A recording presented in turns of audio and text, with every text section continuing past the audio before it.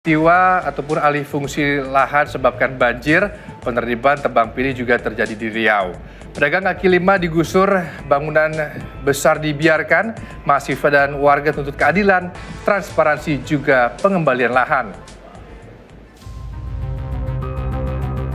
Bukan lagi becek, namun tergenang bahkan banjir. Seperti ini kondisi setiap hujan mengguyur kawasan Sudirman Ujung. Tepatnya di sekitar Jembatan Siak 4, Kecamatan Rumbai, Kota Pekanbaru. Air meluap dan tak teresap.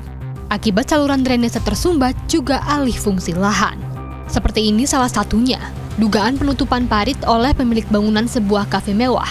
Anak sungai yang seharusnya untuk aliran air pun diduga diganti lahan beton untuk area parkir. Bangunan menyempitkan parit, air pun tak lancar mengalir. Menanggung dampak, masyarakat setempat mengaku tak dilibatkan dalam pembangunannya. Bahkan Ketua RW ungkap tidak pernah menerima laporan dari pemilik usaha tersebut terkait rencana juga perizinannya. Itu mereka ada melapor nggak Pak? Tidak ada sama sekali.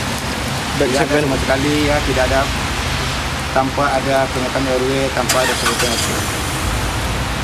Ada pun beberapa warga yang menghadap kami RW, kami tidak izinkan. Kenapa itu? Kami tahu itu ruangnya RTH, ruang taman hijau. Makanya daerah kami ini, hujan ini contoh sekarang hujan, itu kena drainase tidak ada, efeknya ke masyarakat banjir. Ada bagi sebagian warga rumahnya rendah itu masuk air, karena drainase tidak jalan. Sementara pedagang kaki lima justru ditertibkan atas nama menjaga fungsi kawasan. Di harapan kami sekali lagi, kalau memang tegas kan tidak salah. Tapi jangan hanya kami. Kami tahu bahwa ini melanggar hukum, melanggar aturan. Tapi banyak yang melanggar aturan, bukan kami aja melanggar aturan. Seharusnya semua yang melanggar aturan ditertibkan. Ayo, oke. Sejumlah akademisi turut menyoroti, bangunan di lahan tak semestinya berdampak terhadap lingkungan. Apabila satu kawasan itu memakai area publik termasuk jalan atau daerah milik jalan itu secara hukum bisa dikatakan melanggar hukum. Apa itu parit itu ditutup sehingga menyebabkan banjir, itu kan punya dampak lingkungan yang lebih besar. Terutama misalnya banjir udah jelas. Kalau sudah ada banjir itu punya dampak lain yang lebih besar lagi. Nah, termasuk nanti dampak sosial. Kalau udah banjir dampaknya berlipat-lipat. Kisruh berlarut dan masih berujung kusut. Sementara tuntut transparansi, keadilan, juga pengembalian fungsi lahan sesuai aturan dan peruntukan. Awal pekan ini bersama warga ratusan mahasiswa turun ke jalan. Baik, mengenai persoalan ini sudah beberapa bulan yang lalu, sudah kurang lebih 6 bulan, sampai hari ini belum kunjung juga selesai. Kenapa demikian?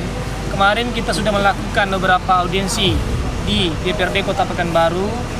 Mereka juga sudah melakukan tindakan yaitu untuk menyidak. Sampai hari ini juga belum ada sikap dan tindakan dari mereka, tentunya onggok surat seperti surat rekomendasi. Lalu kemudian mengenai GPS, mengenai ruas dari tolak ukur dari jalan itu adalah 45 meter, dan itu dari keterangan perintah Kota Pekanbaru. Sampai hari ini juga belum dilakukan tindakan sikap tegas oleh Satpol PP Kota Pekanbaru. Sementara, Kepala Satpol PP Pekanbaru tegaskan akan menindak tegas bangunan yang melanggar aturan setelah ada koordinasi dengan dinas terkait. Karena melanggar aturan juga kan mereka juga punya izin-izin lainnya. Nah, yang dimaksudkan yang GSP itu seperti apa? Tentu ada rekonstruksi di lapangan, tentu ada ukuran-ukuran yang harus disepakati sesuai dengan peraturan perundang-undangan. Hingga kini belum ada solusi pasti.